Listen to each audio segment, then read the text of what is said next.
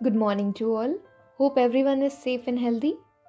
Last class में हमने Heidi out with the goats lesson का रीडिंग पार्ट फिनिश किया था। आज हम इसका सेकेंड पार्ट स्टार्ट करेंगे। तो ये स्टोरी एक लड़की के बारे में है जिसका नाम है हाइडी, जो अपने ग्रैंडफादर के पास रहने गई हुई है, जो माउंटेन्स पे रहते हैं। उनके पास गोट्स हैं और उनके साथ एक लड़का रहता है जिसका नाम है पीटर। तो हाइडी एक तेज सीटी की आवाज़ से सुबह जल्दी उठ जाती है। सूरज की किरणों से उसका पूरा हट जिसमें वो रहते हैं गोल्डन लग रहा था। फिर जब उसने अपने ग्रैंडफादर की भारी आवाज़ सुनी तब उसे कुछ याद आया। वो उनके साथ पहाड़ों में रहने आई है। वो तुरंत अपने बेड से उछली, उसने कपड़े चेंज किए, सीढ़ी से नीचे उतरी और बाहर की तरफ भाग गई। पीटर वहीं था अपनी गोट्स के साथ और ग्रैंडफादर भी अपनी 2 गोट्स ला रहे थे शेड से। वो भाग कर गई और उनको गुड मॉर्निंग विश किया। ग्रैंडफादर पूछते हैं, क्या तुम इनके साथ मतलब पीटर और गोट्स के साथ पहाड़ों पर जाना पसंद करोगी? हाइडी खुशी से जंप करते हुए बोली, यस। तो ग्रैंडफादर बोले, पर उससे पहले अपने आप को साफ करो, टेक अ बाथ, नहीं तो ऊपर जो सन है वो तुम पर हंसेगा अगर ऐसे ही गंदी रहोगी तो। देखो मैंने तुम्हारे लिए सब तैयार रखा है। हाइडी एक बड़े से पानी से भरे टब की तरफ भागी। उसने अपने आप को क्लीन किया। तब तक ग्रैंडफादर ने पीटर को अंदर बुलाया और उसे अपना मील बैग खोलने को बोला, मतलब जिसमें वो खाना रखे हुए था। फिर उन्होंने एक बड़ा सा ब्रेड और चीज़ का पीस उसमें रख दिया। वो पीटर के ब्रेड एंड चीज़ से डबल साइज के थे। उसकी आंखें बड़ी रह गईं। वो हाइडी के खाने के लिए थे। ग्रैंडफादर ने फिर पीटर से कहा कि हाइडी डायरेक्टली मिल्क ड्रिंक नहीं कर सकती गोट्स से।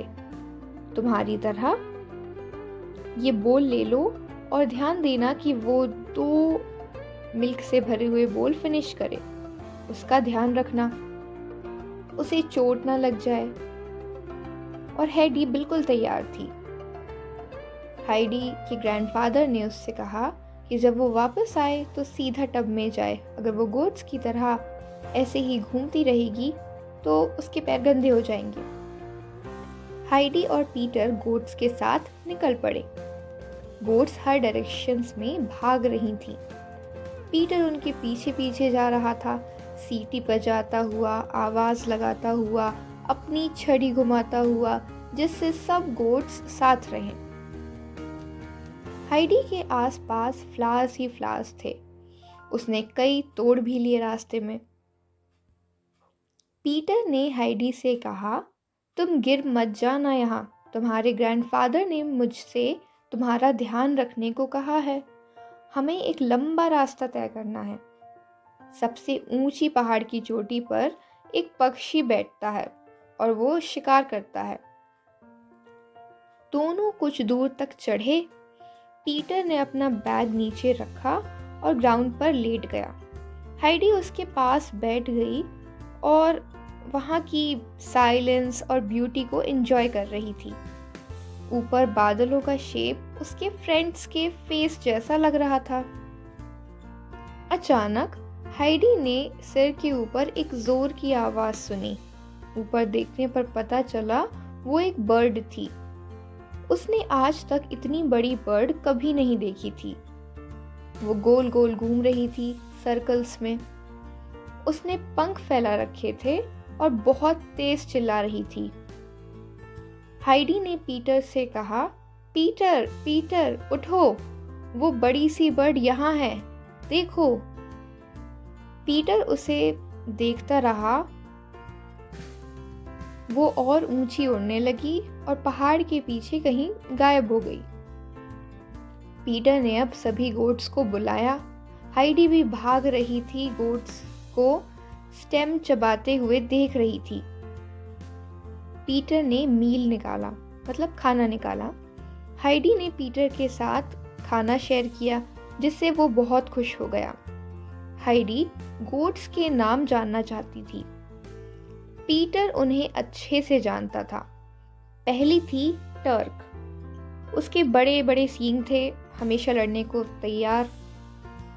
दूसरी का नाम था ग्रीन फिंच, पतली पर फुर्तीली और चालाक। तीसरी थी स्नोफ्लेक, बहुत ही नाजुक। अचानक से पीटर गोट्स के पीछे भागा। हाइडी ने भी पीछा किया। कुछ तो गलत था। पीटर ने ग्रीन फिंच को छलांग लगाते हुए पकड़ लिया। ग्रीन फिंच कूदने ही वाली थी कि पीटर ने उसके पैर पकड़ लिए और ग्रीन फिंच भागने की कोशिश करने लगी। हाइडी को लगा ये खतरनाक है, पीटर और ग्रीन फिंच दोनों के लिए। उसने तुरंत कुछ खुशबू वाली पत्तियां ग्रीन फिंच को सुंघा दी। ग्रीन फिंच शांत हो गई। पीटर ने गुस्से में अपनी छड़ी उठा ली। हाइडी ने ग्रीन फिंच को पीटर से बचाया। पीटर ने प्रॉमिस किया कि वो ग्रीन फिंच को नहीं मारेगा अगर हाइडी उसे अपना एक्स्ट्रा चीज दे अगले दिन खाने में। तब हाइडी ने प्रॉमिस किया कि वो दे देगी। दिन खत्म होने को आया। Heidi blue bell shaped flask को देख रही थी। वो अचानक चिल्लाई, पीटर पीटर, देखो सब कुछ रेड लग रहा है। पहाड़, स्नो, स्काई, ट्रीज, सब कुछ जैसे सब आग में हो। पीटर ने समझाया, ये तो रोज ही होता है सनसेट के टाइम, कल भी होगा। हमें घर जाना चाहिए। वो लोग वापस घर की तरफ निकल पड़े। ग्रैंडफादर फर ट्री के नीचे बैठे वेट कर रहे थे गोट्स के वापस आने का। हाइडी भागकर उनके पास गई। उसने सब बताया उनको, जो भी वो एक्सपीरियंस करके आई थी माउंटेन्स पे। वो कई चीजों का रीजन भी जानना चाहती थी। उसे जानना था सन की वजह से सब रेड क्यों हो जाता है। ग्रैंडफादर ने कहा, जब सन गुड नाइट कहता है माउंटेन्स से, तब वो अपने सबसे ब्यूटीफुल कलर्स डालता है ताकि अगले दिन तक वो उसे भूल ना जाए।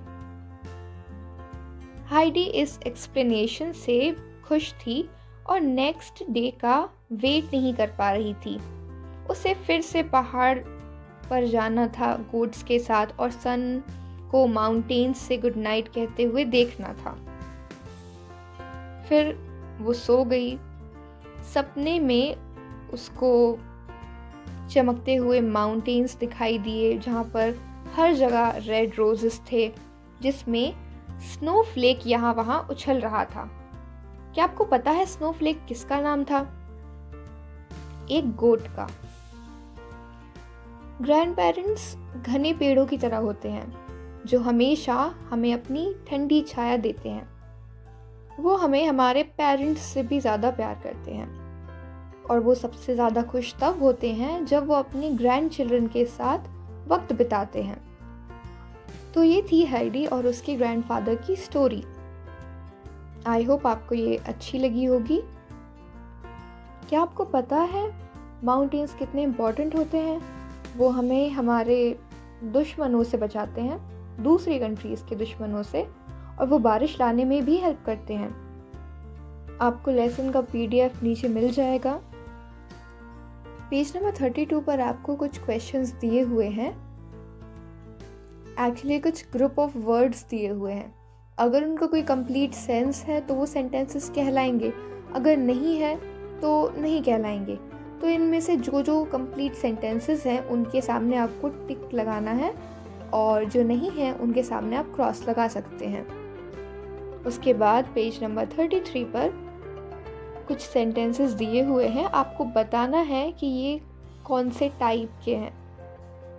तो ये हम ग्रामर में ऑलरेडी पढ़ चुके हैं काफ़ी डिटेल में। अगर ये पार्ट आपका क्लियर नहीं है तो आप उन वीडियोस को रेफ़र कर सकते हैं। ये एग्ज़ाम पॉइंट ऑफ व्यू से काफ़ी इम्पॉर्टेंट है।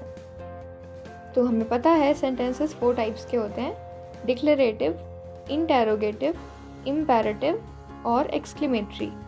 अगर सेंटेंसेस में एक्सक्लेमेशन मार्क यूज़ हुआ है मतलब एक्सक्लेमेटरी है, अगर क्वेश्चन मार्क यूज़ हुआ है तो इंटेरोगेटिव है, अगर फुल स्टॉप है तो डिक्लेरेटिव भी हो सकता है और इम्पेरेटिव भी। अगर सेंटेंसेस की मीनिंग में कोई एडवाइस, ऑर्डर या रिक्वेस्ट समझ आ रही है तो वो इम्पेरेटिव होगा।